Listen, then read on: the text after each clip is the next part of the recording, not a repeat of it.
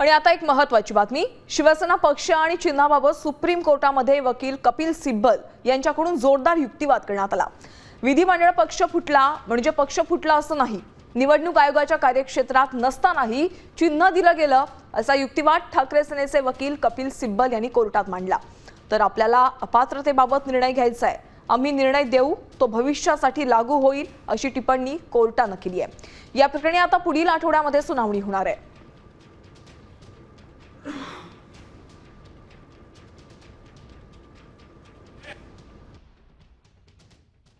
तुम्ही एक करूनच बघा असं एकदा ते म्हणाले, यू डू इट, आणि मग तुम्हाला लक्षात येईल की कशी घटनेची वाट लागेल ती।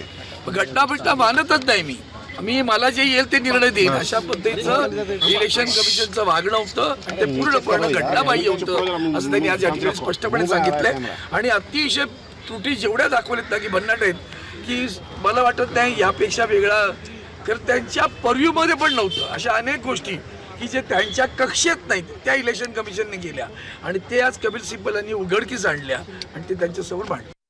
समोरची बाजू त्यांची बाजू मांडत आहे, पण खूप मुद्दे आहेत। तर सर्वात महत्त्वाचा मुद्दा आमच्या दृष्टिकोनातून न्यायालयाने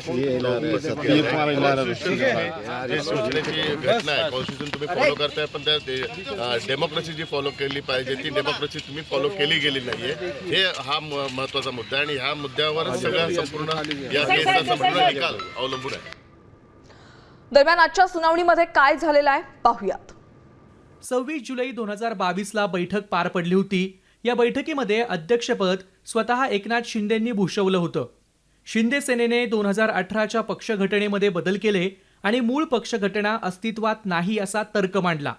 तसंच 17 फेब्रुवारी 2023 ला निवडणूक आयोगानं पक्ष आणि चिन्ह शिंदे गटाला दिलं असं ठाकरे सेनेचे वकील कपिल सिब्बल यांनी न्यायालयात सांगितलं। निवडणूक आयोग फार तर फार सुधारणात्मक उपाय सुचवू शकतो, पक्षघटना बेकायदेशीर ठरवण्याचा अधिकार आयोगाला अजिबात नाही, हे कपिल सिब्बल यांनी निदर्शनास आणून दिलं। या निर्णयामुळे आमचं पक्षचिन्ह हिरावून घेतलं गेलं आणि राज्यात बेकायदेशीर सरकार स्थापन झालं असं सिब्बल म्हणाले। तर यावरती न्यायमूर्ती जोयमाल्या बागची यांनी टिप्पणी केली आहे। अपात्रतेची कारवाई पूर्ण होऊन नवीन विधानसभा अस्तित्वात आल्यानंतर पक्षचिन्हाचा मुद्दा दुय्यम ठरू शकतो असं बागचींनी म्हटलंय। अचानक दुसऱ्या राज्यात जाणं आणि दुसऱ्या पक्षाशी हातमिळवणी करणं यावर अपात्रतेची पायाभरणी झालीये का असाही मुद्दा बागची यांनी उपस्थित केला। यावर ठाकरे सेनेचे वकील कपिल सिब्बल यांनी सांगितलं की फूट पडली तेव्हा 21 खासदार आमच्यासोबत होते, यात 18 लोकसभेचे आणि 3 खासदार राज्यसभेचे होते। मात्र शिंदे मुख्यमंत्री झाले आणि बाजू बदलली, कारण सत्ता प्रत्येकाला आकर्षित करते।